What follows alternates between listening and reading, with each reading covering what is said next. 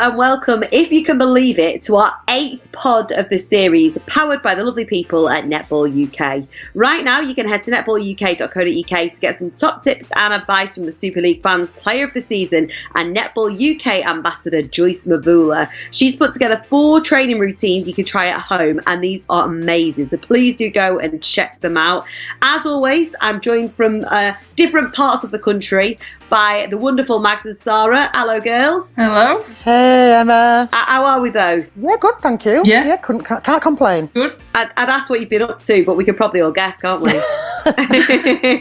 Jolly good, because we've got an eclectic mix of stuff to talk about, and our guest is the self-confessed biggest mouth in netball. So, shall we crack on? Computer games. Would you like to see a netball video game? Lockdown's got us thinking how cool that'd be, and we're also going to be discussing the types of netball you may come across on the court. You know, like the enthusiastic one or the clumsy one. We've all got our preferences, and Mags and Sarah are going to be confessing theirs as well. Are you good for that, girls? Yeah. Yeah. I'm very excited to read you this list. Now, after that, we're going to move on to discussing the situation over at London Pulse following the announcement that Natalie Seaton has stepped down as CEO of the franchise. But first up, we've only gone and got Cat Tuivaiti on the blower all the way from Italy. This is Netball Nation, powered by Netball UK, your one-stop shop for everything netball. Right, let's not hang around then. This girl is known for not only being one of the best shooters in the history of the game, but also a player who's not afraid to speak her mind. Sarah could definitely relate to that. Please give a very warm welcome to Cat Tuivaiti. Yeah. Yay! Hi, everybody. Oh, Kat, thank you so much for joining us. Now, before we get cracking with a load of questions for you, first up, Sarah and Mags, do you have any anecdotes or favourite memories of Kat that you want to share with us? Oh, be nice, Damon. Go on, Sarah. I've got plenty, but probably not that can be shared on a podcast. I just want to get in there first and tell you that I'm a mom now. So responsible now, looking after another human. No, we had a great time together in Wellington. So I mean, all my memories just come from a really good season, and we kind of both moved there at the same time, and we're both new into town, so we did a lot of cafe hopping. They had no choice but to enjoy us, right, Damon? No choice. Well, it sounds like Sarah's going to be tight-lipped about your stories, so we'll have to use our imagination. But first off, Kat, tell us about life in Italy, which is, of course, one of the countries worst hit by COVID-19. Yeah, it's a little rough at the moment. The numbers are coming down, and I'm talking deaths and new cases. So all we can do is just wait. Now, me and my little family left the boat to try and get back into New Zealand, and now everything's kind of shut down, so it's getting a little harder. But look, we're just abiding by the rules, which is something that's a little foreign to me, I guess. But I'm just doing what I can, to make sure that I keep me and my family safe and away from harm so we can pop home and, move on with normal life. Well, you mentioned your family there, Kat. Obviously, you're raising your son during the lockdown. Mm-hmm. How is that, and how are you staying in touch with loved ones and just generally keeping sane? Yeah, I'm finding it hard, I think, because I am a first-time mum, and moving away from all my family to do all this stuff on my own has been tough in itself, and to be locked up in the house is even harder because, my boys he's 6 months now, so he's starting to notice me and my husband. I was going to say people, but he only sees 2. And so I want him to get out and, play in the grass, and we can go for a swim and do all that stuff because he's at a really awesome development stage, but we literally can't do anything with him. So I feel really bad, but I'm also grateful that he's not a 4-year-old who knows he's been locked in and is just going to annoy me every single day until we're allowed to go outside. So that's my silver lining. He has no idea. It's beautiful. That is going to be tough. Even, with a 6-month-old boy, you might not be aware, but you are. What kind of things are you doing to look after your mental health, Kat? Yeah, well, me and my husband, we have a really small space to work out. So we're in an apartment-style house, and our space is really small, but we get to do some physical activity, which is something I've been fighting all my career. I'm not even going to lie. If I wasn't competing in anything, you would not see me at the gym just working out for fun. So it's been a little tough for me, but in order to rip the day in half, we need to work out because, sitting around watching TV sounds nice and I thought I would enjoy it, but it's painfully boring. So that's what we do for us. And for my boy, we are allowed outside onto the street. So we go out walking and we try and walk to the main road where we hopefully see cars go past. So, so he can look at different things because it's been, I think, 7 or 8 weeks now that we've been locked in. So that's a bloody long time for a small boy to only see his parents and a select few rooms in the house. So that's what we're trying to do for him. And my goodness, he has great sleeps when we go outside. He sleeps through the night when we actually give him things to do. Yeah, it's tough, but I mean, we're still grateful that we're healthy and we've got somewhere to live, really, to be honest. Your career to date has been incredible. You've done pretty much all there is to do as a professional netballer, playing in the world's 3 top leagues and on the international stage as well. What for you are the main differences and similarities between those leagues? I guess it would be popularity. And I think that England is definitely coming up. The UK League is definitely coming up, and rightfully so. But I guess just the popularity of the game and how good the game really is something that changes wherever I go. So in New Zealand, it's a pretty big sport for women. And in Australia, it's still a big sport for women, but it's still underlying some of the male-dominated sports. But it is moving up. And the same thing with the UK. I mean, it's definitely moving, and it's becoming a sport that is a little bit more common in starting at a school level. So, yeah, I think popularity is probably the biggest difference I see when I get around a little bit. That's something we talk about quite a bit here on Netball Nation as well, isn't it, girls? About the fact that it's kind of the chicken or the egg. How do we make it more popular? How do we get the finances, the financial backing behind it to make it happen, isn't it? Yeah, it is. And I think, a lot's been made of what happens with the league this year. And I think for me, like one of the major differences between our league and Australia and New Zealand is just the kind of TV revenue. So, things are looking really good in New Zealand. Things are looking pretty good in Australia in terms of easing lockdown. And I think their leagues will get finished. But also I think they're more keen to finish their leagues, even if that's behind closed doors because of the TV revenue, where that's not something we've got at the minute. And so our situation looks a little bit worse from all scenarios, because even if we get to a point where you can have 14 players on court, we probably can't have people in the stadium, which is where teams get revenue from. Well, we'll obviously be talking about that in the coming sort of weeks and months. Kat, for you, what are the highlights of your career so far? I think the highlights for me have been the few occasions actually that I've gone against what I thought I was going to do, and I just pushed back. I rebelled, I guess, for lack of a better word. There have been a few things that happened, mostly towards the end of my career, where it was like, yeah, no, we're not going to pick you, see ya. And so I sit on that for a little while, and I'm like, yeah, I think I'm done. Nope, I'm coming back because you said that you didn't want me. So there's been a lot of things that I've just been driven by a little bit of animosity. I mean, I get really mad when people say no to me, but I think it's more about proving things, not only to other people, but more so for myself. So I came back from an injury. I came back from many non-selections.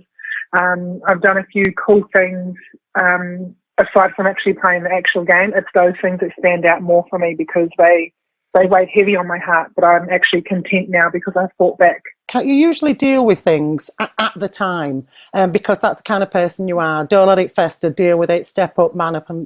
But are you one of those kind of people who can deal with it and then it's done? You move on, and next time you see that person, cup of tea, maybe a little drink, or are you one of these people who thinks, "Now you cross me, we're done"?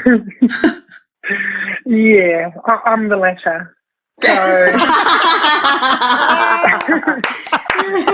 look, Kat has said RIP to a few people in her time. Sarah Baven has travelled very lightly. She stayed on my good side. That's why I answered the phone. Anyway, no, I'm definitely one of those people who needs to, I think, address it, because I do wear my heart on my sleeve, and if it is weighing heavy on my soul, I will not let it go. And that's why things do dribble out of my mouth, because if I don't say it, then I'm the only one that gets chewed up about it. And, you know, over time I've obviously had to work on my tact and maybe refraining on a couple of swear words because I probably shouldn't. But no, I think I'm just unapologetically me because I know that I would like that in return. If somebody had a problem with me, I'd respect them a hell of a lot more if they walked up to me and told me they didn't like me. Yeah. As opposed to pretending they did and taking it around the corner. So I kind of act the way that I expect to be treated. When we were at Pulse, it was just after Y had not picked you for World Cup, and Y was obviously Y Tamanu was obviously like head of performance at Pulse, and you kind of go into that scenario thinking, God, this could be an absolute car crash, and why have either of them done this to each other? Like, you come into Pulse, why kind of getting you to Pulse? But before you came on, we were kind of talking about what makes you so great, and I was saying it's just the fact that you know, you're happy to just say stuff, and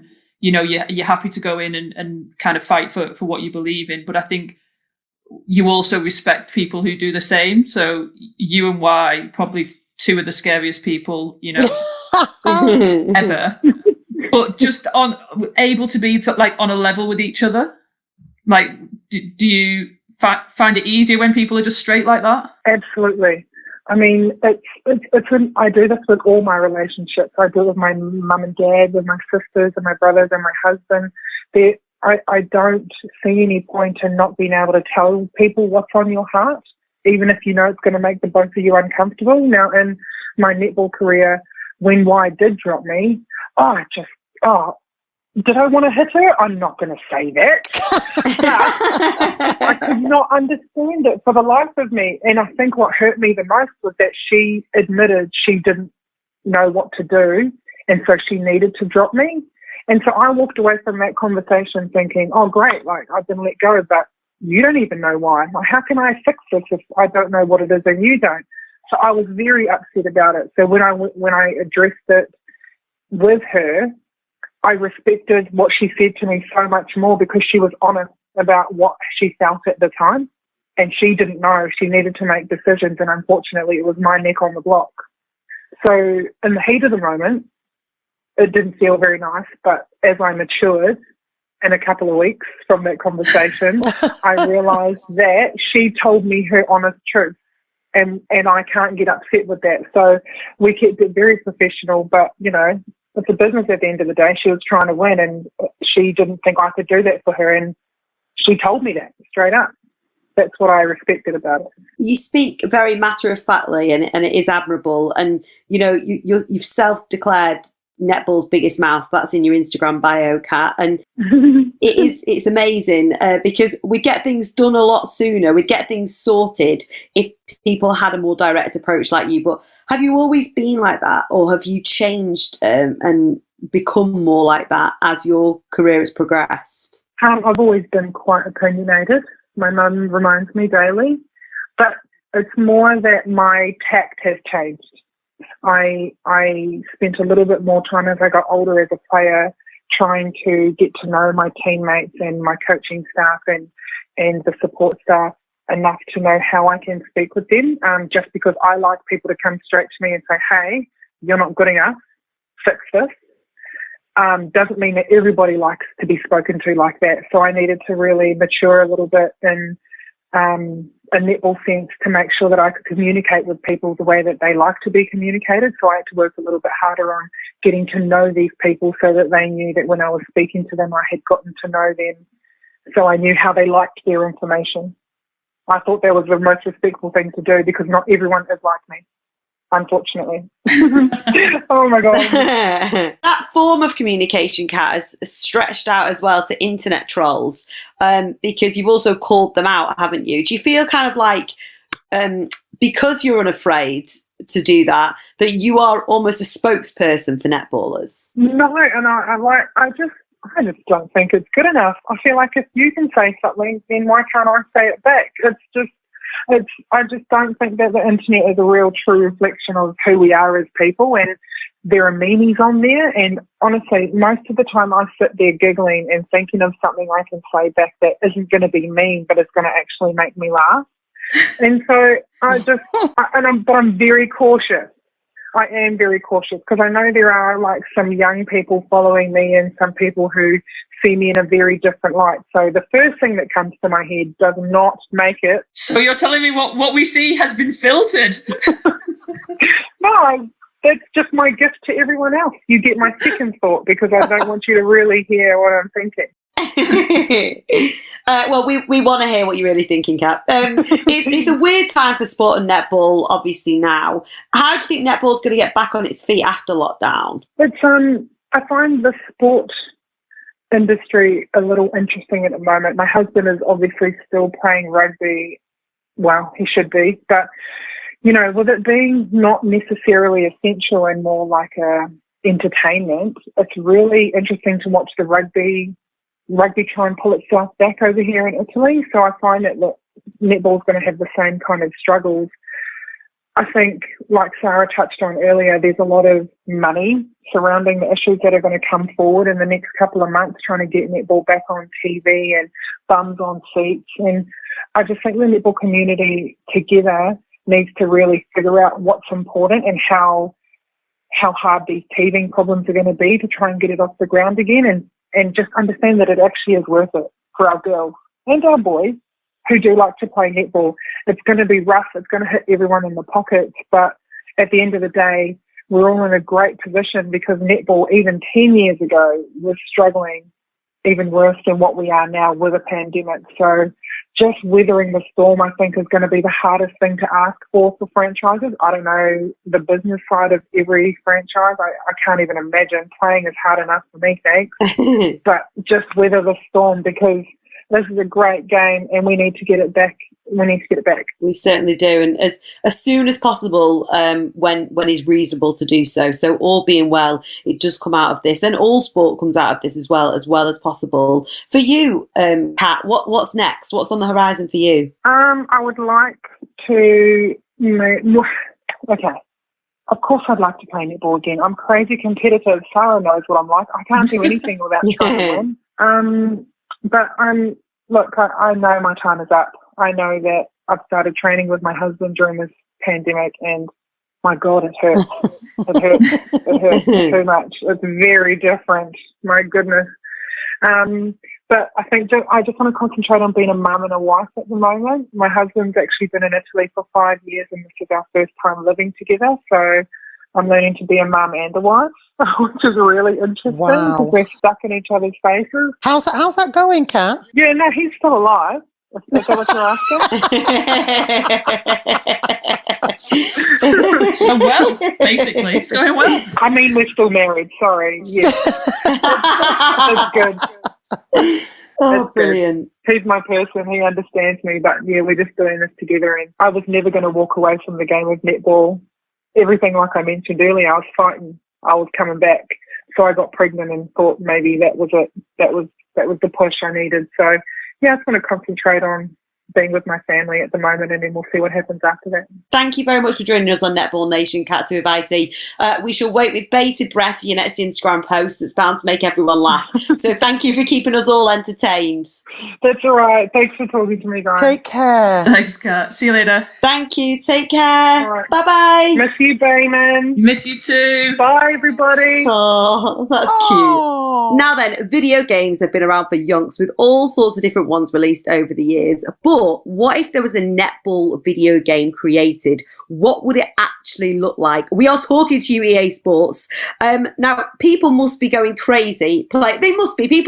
So many people must be playing computer games because it's something that if you sit there in front of your TV, computer, whatever, hours and hours can pass. I know it certainly did when I used to play on Mario Kart. So, first off, let's talk retro games. Girls, do you remember what you played when you were younger? Well, Stacey always says I'm a weirdo because I didn't really play video games, so I'm so bad at them. Like, so incredibly bad because I did not develop that skill as a youngster. So we had like a Sega or something for a little bit, but all I can ever remember playing is Sonic. That's the only game I remember playing, really. Sonic was good. Did you get good at it? Well, not that good. Because I don't know if I didn't get good because I didn't play it or I didn't play it because I wasn't very good. But either way, I wasn't the best. What does Stacey have you playing now that she can tell that you're rubbish? Oh, well, she'll play me anything because she knows she's going to win. So I love it. yeah. Oh, sorry. The other one was Mario and his mate Luigi. Oh, yeah, Super Mario Kart. Super Mario, when you just used to jump and get the flag and stuff like that. Find me a better game. I'm telling you. I mean, I'm like you, Sarah. I was absolutely terrible. I was brought up with two brothers. They just used to absolutely batter me on that game, but I loved it. Do you know what I loved? Do you remember the cloud that used to come and pick you up and rescue you whenever you fell off the sides? Oh, I loved it so much. What about you, Mags? What did you play? Oh, gosh. Does anybody even remember that far back? Space Invaders. Do you remember Space Invaders? I feel like I do. Down the arcade. That's it, Sarah. It was like an arcade game that you used to play. Did it look like teletext text? Like that kind of game? That's it. Oh, wow, Mags. Trailblazer. God. The graphics to die for. No. If there was a netball video game, would you play it? Well, when I was last in Perth, me and Stacey tried to play her housemate's NBA game on, again, whatever console he owns, because I've got no idea. It's so hard, isn't it? It was so hard, and it was so bad. We had to go to like 3-on-3 practice mode, and I was like running off the court. I couldn't control what they were doing. So I mean, I'd give it a go, but I'd probably struggle. Do you reckon, obviously you two then maybe wouldn't be up for it, but do you reckon if there was a netball video game that it'd engage more people in the sport, it'd be a way to get people going, I'd like to see this or play this? Do you know what, Emma? It's a really difficult question because it's a case of it would be aimed at a different demographic, because I can tell you now it's not the sort of thing I would be playing. And maybe you may well get the younger end that think, I'm going to have a bit of this and I'm going to play this game and what have you. Historically, there's the FIFA and there is the NBA game that Sarah was talking about. They're huge. They are massive.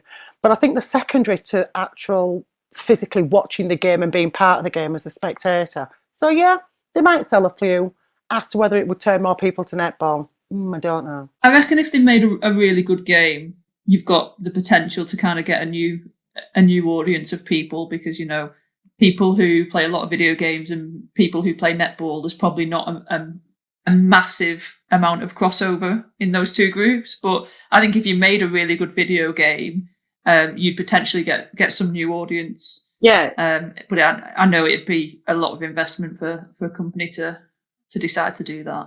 And why don't we just use that money instead of a video game, just to go out there and the way we've talked about so many times, invest more marketing, the rest of it for the game, and get more bums on seats and money into franchises. Well, that's the ultimate aim, isn't it? But I think one thing that I know it has helped, well, not necessarily helped, because football has, obviously, as we all know, so much investment in it anyway. But the Netflix and Amazon documentaries around football clubs, obviously Leeds United had one in that season that we all didn't want to rewatch again. There's been like Sunderland Till I Die. We've seen The Last Dance recently. Annie Murray's resurfacing as well on Amazon and Netflix. If there was one made about netball, right, girls, and it was going to get people hooked, what story would you use, or what angle would you come from with it? Oh, I was obsessed with Sunderland Till I Die. I'm not a Sunderland fan, and I'm not. I am a football fan, but not like I'll watch anything football. But I think you don't even almost need an angle. You just need to know what happens day in, day out, because what people see is such a tiny proportion of what happens. So you see a team on a Saturday run out, play a game, win, lose, whatever. You don't see Sunday to Friday. And I think the most interesting stuff in terms of, what's happening in people's personal lives, who comes into training grumpy as hell, who's getting told off for being late or in the wrong kit, what's happening when clubs can't afford things, when players are having to make do with different aspects of things. I think that's much more interesting actually than sometimes the results that people see. So I do think that would be great for netball, because I think people just assume that like this magic happens. Everyone's really happy and training and doing all these drills that we see on the internet. And then we all turn up and we all have a great time, and someone wins and someone loses, then it's repeated, and it's just so much more than that. So I think that would be an interesting series. Yeah, it's human interest, isn't it? Human interest stories are really interesting because people are nosy and they like to see what's going on in the background, and they're inquisitive. You know, maybe you could do the Super League, you know, from day one to the grand final, see what happens, you know, behind the scenes there, or Rose's countdown to comp games, the good, the bad and the ugly stuff, or put a carry-on style on it. But like the pressure that teams and coaches and everyone else come under, you know, whether you're winning and you're expected to win, or you're losing and you kind of need to break that streak. And everyone feels it. It's not just the players and the coaches. My favourite character in Sunderland Till I Die was the chef. Yes. And yes. How upset she got when they weren't doing well. I was like, oh my God, I just give her a hug. So that just, like Mag said, that human interest and the fact that, you know, it involves so many more people than what spectators see on a Saturday. I think it. You know, Sarah, for it to work, for it to really, really work, the people involved in the programme have to be their authentic self. So, you know, you can follow Love for Lightning and follow you because you are your authentic self. You know, the fact the camera's on you, you don't change from being who you are. You don't, you know, change your phrases. Whereas we know that sometimes people are not saying what they really want to say. You don't have to be after the watershed, though, like a 9:30 programme. But that's what gets people, and that's what grips people when they have the authentic people being honest and open rather than saying stuff that they're expected to say. Yeah, and I think that's why they've been so successful, like the Man City one and the All or Nothing, the American football ones. I think when people just kind of get used to having cameras around, they're just being themselves, and that's why those things are so successful, because you see these mega stars just acting like normal people. Yeah, you're absolutely right. You want it to be completely open, genuine, and you want to follow that journey with them and be fully bought into it. And I do think if they did something like that in netball, I reckon it would draw a big audience because of that, because of the human element. But on that, imagine you pair, right? Hollywood come knocking, and they go, Max, Sarah, we are making a story of your life, right? Who's playing you, Max? Hello, obviously Halle Berry while I was younger. Yes, Max! Stop with the laughing. I didn't know if you were like Beyonce, like go like a musical version. Sarah, let me tell you, it was a flip of the coin. But yeah. However, today, if I'm being realistic, it's probably going to be Diane Abbott as I've got older. Oh, come on, you could at least go over. If you were to ask my brothers, they'd say, have you seen that film Norbit with Eddie Murphy? He's got a sister called Rasputia in it. If you haven't seen it, check it out and you'll know what I'm talking about. We're going to have a Google of that, Max. I thought you were just going to say Eddie Murphy. Do you know when he's like Big Mother's House? Sarah, don't go there. They're some of my best films. Don't go there. They're my best films. Right, well, that's good, Max, because we've got a few covered. We know who to approach. Halle Berry and Diane Abbott and Eddie Murphy. Sarah, what about you?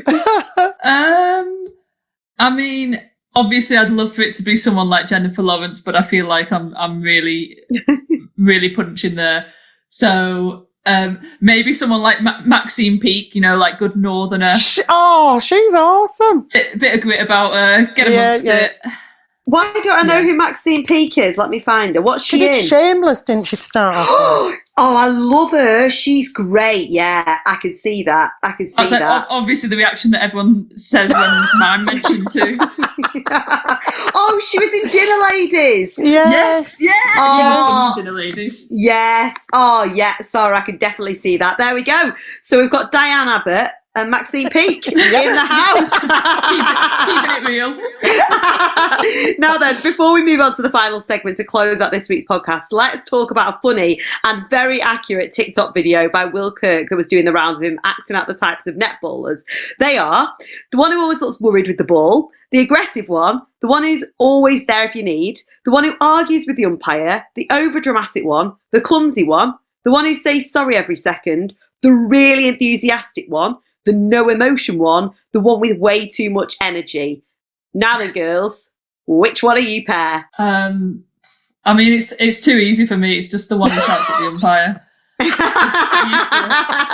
See what I mean about her being authentic and telling the truth? Yeah, absolute hell all the time. Like those poor umpires. So yeah, probably that one. Max, I'm going to ask you as well. Which do you think Sarah would be? Oh, she's nailed it. She's authentic. Ask any umpire out there. You know, that death stare. She don't even need to speak. It's that behind.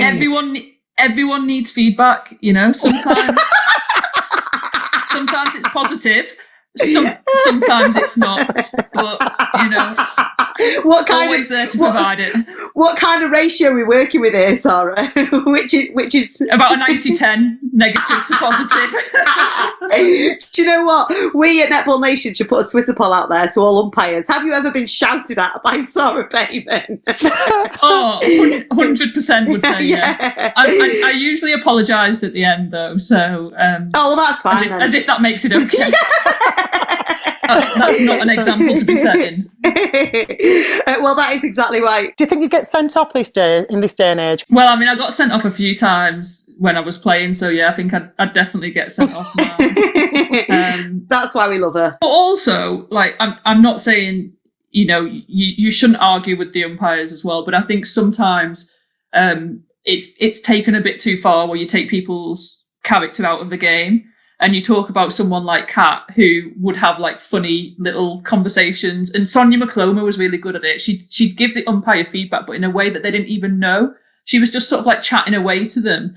And I think if you take too much out of that and you go, no, you can't talk to them, it gets a bit boring. Like, you want to see people's personality and you want people to be passionate. But yeah, don't give them hell because you will get sent off. I can testify. So, Mags, which one are you? Oh, God. Probably people would say that I were probably the aggressive one. Oh, yes. My typical defender. Sarah, would you agree with that about Mags? Oh, yeah, on court, you know. Everyone's got a different persona on court to off court, but defenders, you kind of have to have a bit of aggression because otherwise you're going to get nowhere. Exactly. Which one of that list is the best and worst to come up against on court? Well, I feel like you can group the ones with too much energy and the over-enthusiastic ones together, and they were the most annoying people. Why? Well, yeah, because as you get older, you have to chase round after those who are very overly enthusiastic, and you're thinking, those players, you just like, stand still. But do you know what I mean? Like, before a game started, they've made about 10 different moves, and you're like, hang on, he's like, the umpire's still sat down, mate. Calm down. So I'd just be like, have a day off, just chill out. So, do you know what, Sarah? The ones that do me in. The over-dramatic ones. Oh. My Lord, don't even get me going on do you want to drop any names here, girls? Where do you start? We ain't got time. We've only got an hour's podcast. Do you know, you're like, what the heck? Why have you done that double backflip? A flick of your hair, you know, a split before you've even caught the ball, and then when you catch it, it's all the... Well, I think we can conclude Mags is not a fan of the over-dramatic netballers. Sarah, back me up here. What are you saying? No, I'm not. Yeah, I mean, I used to stand on the circle edge, just like giving people BAFTAs and things for some of the people. Yeah, that's right. Artistic impression. Girls, dare I ask before we move on? Obviously, I'm not a netball player. I was told in year 6 to give that dream up. Knowing what you know of me, what kind of player would I be? Oh. I reckon you'd be the clumsy one. Sorry, you've got it in one. I definitely would. Sorry. Should be saying sorry all the time. Oh, sorry. Yeah. Sorry. Oh, didn't mean to do that. So basically, I'm a combination of two of the worst that you can be. Get a ball to the face in the first 5 seconds. Yeah. Right then, Netball Nationers, we want to know which one you are. So get in touch and let us know at My Netball Nation.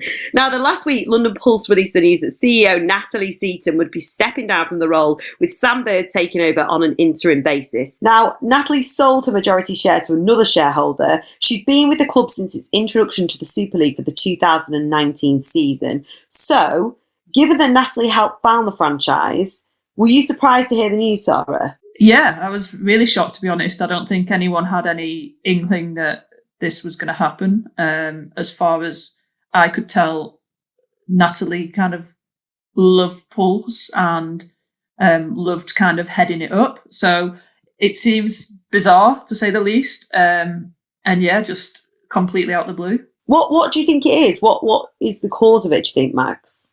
Do you know what? It's that $1 million question, because nobody knows, because nobody even got an inkling that this was happening.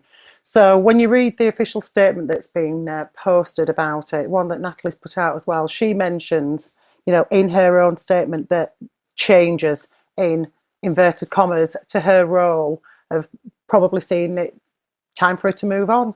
What those changes are is the big question, because I just can't understand why somebody who has given blood, sweat and tears, 7 years worth of work to get to the point she did, to have this franchise that's only been running like 2 seasons, why would you walk away from it? Yeah, it does seem unusual, doesn't it? It seems as though there's definitely something more to the story. Yeah, absolutely. And what are your thoughts of putting Sam Bird in the role? Well, I mean, she's new to the franchise this time, isn't she, Sam? You know, she knows her stuff. She is a qualified lawyer, is Sam. So, you know, she's used to working, you know, at that strategic level. And I know it's only interim. The question I'm asking is, can she do both roles? It seems a little bit of a big ask to make her interim CEO as well as head coach. Is there something else going on there that we don't know? I don't know. I know Sam loves coaching, but I know she would be equally comfortable doing the CEO's role full-time as well. Well, if we do find out anything, we'll be sure to keep you all in the loop, Netball Nationers. What do you think is next for Pulse then? Well, I mean, it's hard to know. They're in the same situation as all teams at the minute in terms of waiting to see what happens with the league. And I think a bit like Mag said, it might be manageable for Sam to do both roles at the minute. As soon as you get back training and playing, it wouldn't be possible to do both those roles. So I find it a bit of an odd one that, you know, you put your head coach into the CEO role.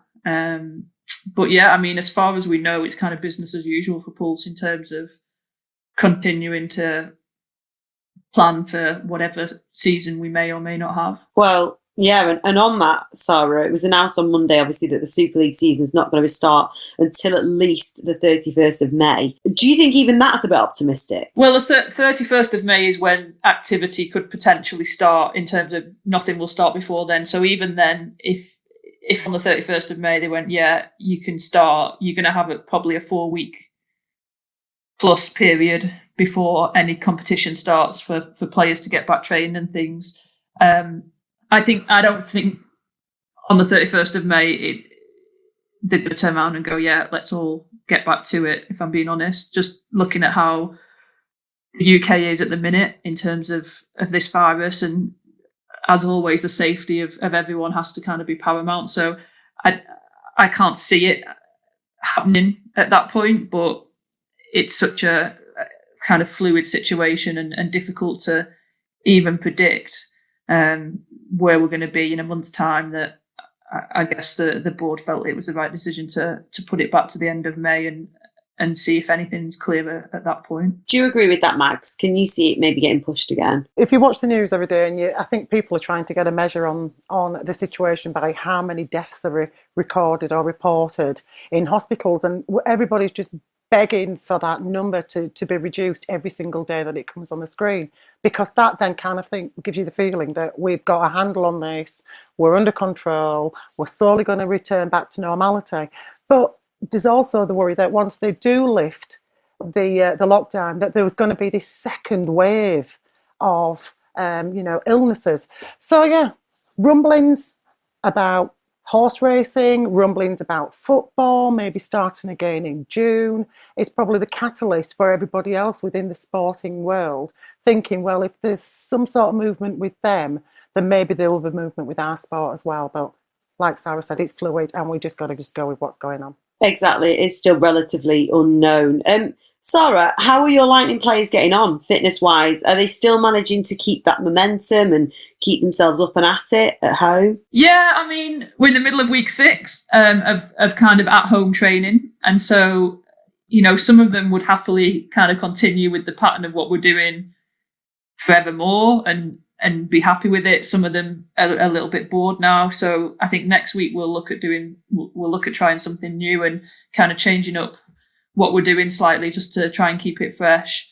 But I think everyone also understands the situation we're in. Like, things aren't going to be the most interesting because you've got limited space, you've got limited resources, and you've got limited people. So it makes it difficult to make everything interesting. But I think what's been really good is the level of connection from the girls with each other, with the program, and just trying to keep positive. Athletes are used to kind of being bored to some extent. If you get up and you train, regardless of what scenario you're in, it gets boring at times. So they're fairly good in terms of an immunity to tedium, but we are trying to keep it as different and as fresh as we can, because you need to be able to distinguish what day it is, as I've just shown.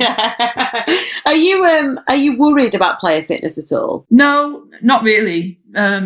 Because I think whenever netball kind of gets cleared to go back, that there will be a period of time where teams will be given with players to kind of get them back to match fitness or as close as we can. And I know none of our girls are doing nothing. So it's not really about like everyone stay at your peak fitness, because that's never going to happen. But everyone stay within like a range of normal fitness for you guys, because then we'll just top it up when we get back. And I think it's unrealistic to think that people aren't going to, lose fitness and not in this period of time. But I just don't think they'll lose a huge amount that can't just be sort of topped up in 3-4 weeks when we're good to go again. And what does the situation mean for players contracted until June? Well, no one really knows. Most player contracts go till either early or late July. If nothing's played before that, it's then a consideration for the league when they're discussing options of what happens with the league.